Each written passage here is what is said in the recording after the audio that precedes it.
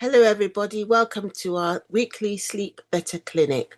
Today, I wanted to talk about 7 types of rest, 7 different types of rest that we should incorporate into our lives regularly. So, according to a doctor called Sandra Dalton Smith, she's a physician and a researcher. She reckons that rest is the most underused, chemical-free, effective alternative therapy available to us. Most of us don't appreciate the true power of rest because rest is so important to us. Um, because when we rest well, we can thrive. So these are the different types of rest that she mentioned. There's physical rest, creative rest, emotional rest. There's also mental rest, sensory rest, social rest, and spiritual rest. So I'm going to go through all these different types of rest so that we can all rest more. Because when we struggle to sleep, rest is the next thing that we should put effort into doing. So there's physical rest, which may be active or passive. So physical rest, which is active, maybe doing yoga, going for a run, stretching, breath work, active breath work, and making sure that we can be active, which is important because when we're active, we can be tired enough to go to sleep.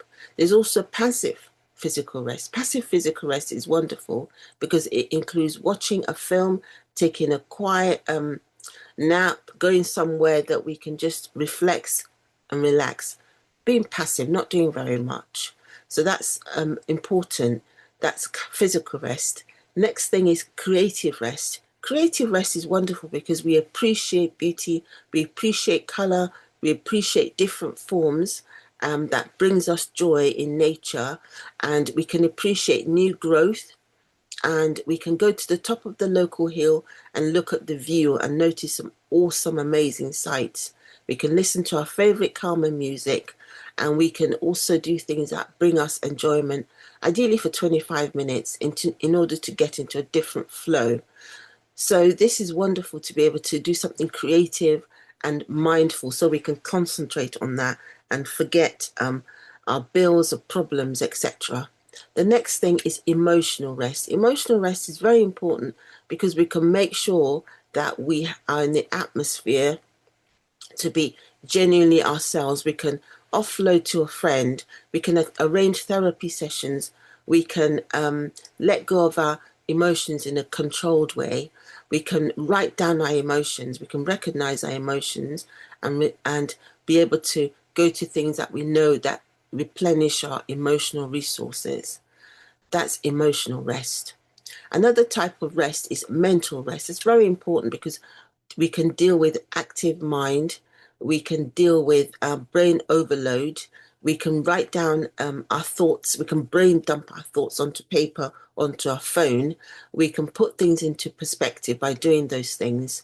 So it's really important that we do something small because sometimes we think something big is too much. But if we do something small and write down our thoughts, especially if we brain dump before bed, it's great to be able to, these are the things that I want to get out of my mind. These are the things I want to deal with. It's really good to be able to do that because we have so many thoughts in our minds, that's just there. And it's nice to be able to deal with them so that we can relax and rest and go to sleep deeper.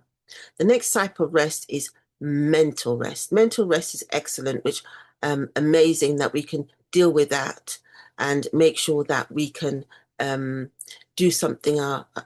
Especially sometimes we have, an energy slump. And if we think about mental rest, we think, oh, that could be one of the reasons I have a mental overload and I can do something about it. The next type of rest is sensory rest because we're bombarded with so many things, light, sounds. We're bombarded with lots of colors. We're bombarded with lots of information that we're reading. So this sensory rest is in a way of us dealing with the overstimulation of our senses. Sensory overload can be quite difficult because we now things can be quite fast paced. So to deal with that, we can dim the lights in the evening. We can put eye mask on when we're sleeping or having a nap We can close our eyes for 1 minute. We can go to somewhere dark and just rest, be still, and just be silent for a little while so that we can reset our nervous system. The next type of rest is social rest. Social rest is amazing because it enables us to spend time with people that inspire and encourage and support us. It's really important to do that, to take time to spend time with people who care about us, who value us, who cherish us, and we cherish them. And one of the things that was noticed by people who live the longest living people who live in the blue zones is that they have wonderful support and they have social rest where they live with people who support their healthy lifestyle. So we should do mimic them and support a healthy lifestyle by going to people who enable us to thrive and encourage us and inspire us. They really inspire us to really enjoy each other's company. Lovely. So the next type of rest is spiritual rest. It's really important that we put things into perspective. We, look at things that are bring us a sense of belonging, a sense of purpose, a sense of fulfillment, a sense of, reflecting, prayer, meditation, philosophy, being part of a faith group that also kind of help us to stand back and see the universe and see things from a bigger perspective. So it's really important so that because we can be quite narrow and sometimes if we bad news comes and we think, oh no, something bad's happened, but we can talk to a friend and they can inspire us and say, that's happened, but we can overcome this, we can deal with this, we can help each other.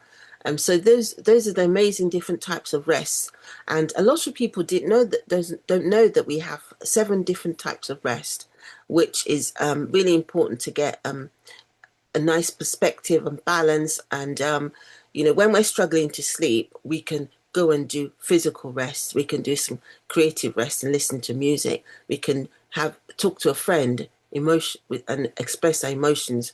We can do mental rest, write down all our active thoughts. We can do sensory rest, where we can go to a dark room and have something that covers our eyes. We can also have social rest, where we enjoy each other's company to distress us during the day. Because a lot of people go to bed and they're very, very stressed. So what we want to do is make sure that they're less stressed.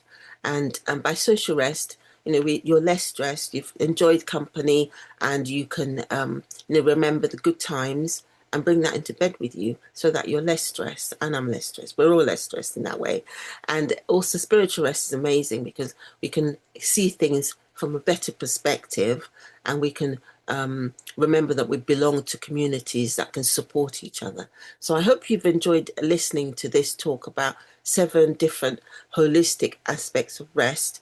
And I hope that all of us can kind of make sure that we inspire, encourage each other to make sure that we incorporate these different types of rest regularly into our lives. Thank you for listening.